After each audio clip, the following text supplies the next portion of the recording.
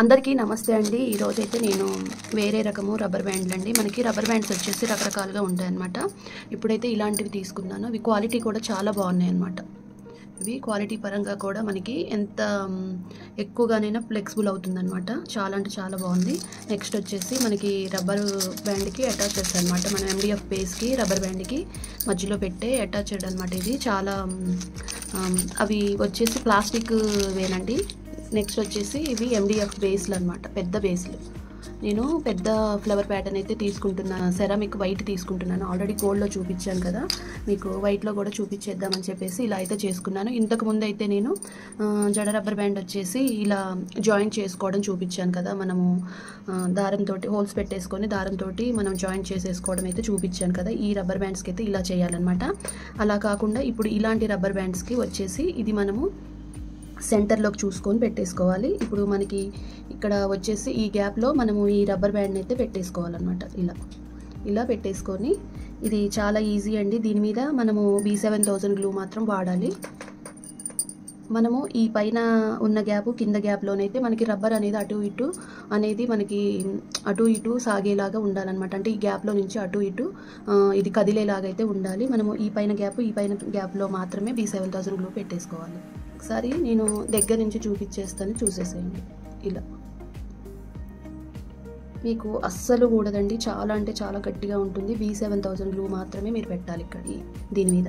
Next వచ్చేసి మనము ఒక MDF బేస్ని అయితే తీసేసుకొని దీన్ని మీరు రివర్స్లో తిప్పి పెట్టుకోండి. మీరు ఇటు చేయాలనుకుంటేనేమో ఇటు పెట్టుకోండి, ఇటు చేయాలనుకుంటే ఇటు పెట్టుకోండి.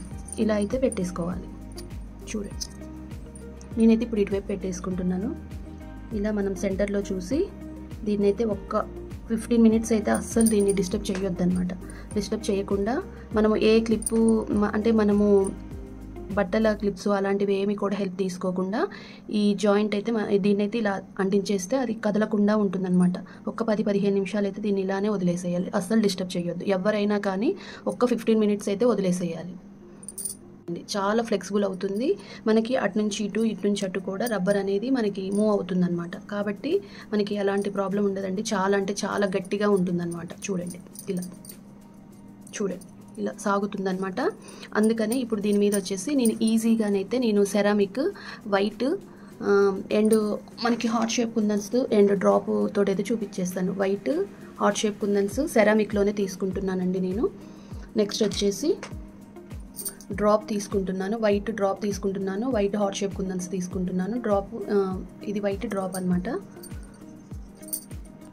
మనకి మధ్యలో పెట్టడానికి మల్టీ కలర్ క్లిప్ స్టోన్ అయితే తీసేసుకుంటున్నాను. మనము గ్లూ అనేది మరి కాస్త ఎక్కువగానే పెట్టేసుకోవాలండి. మనము ఎక్కడైతే పెట్టుకోవాలనుకుంటున్నామో అక్కడే బాగా మనము చాలా థిక్గానైతే మనం గ్లూ అనేది అప్లై చేసుకోవాలి.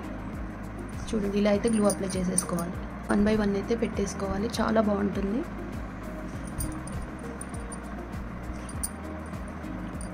మనము 1 by 1 అయితే పెట్టేసుకోవాలి.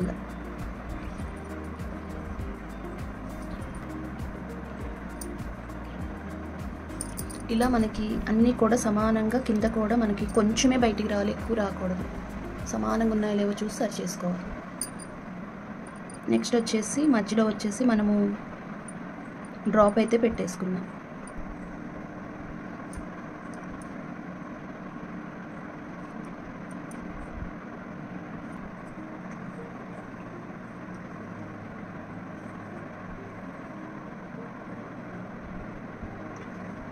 మనం మధ్యలో వచ్చేసి క్లిప్ స్టోన్ అయితే మల్టీ కలర్తో పెట్టేసుకున్నాం.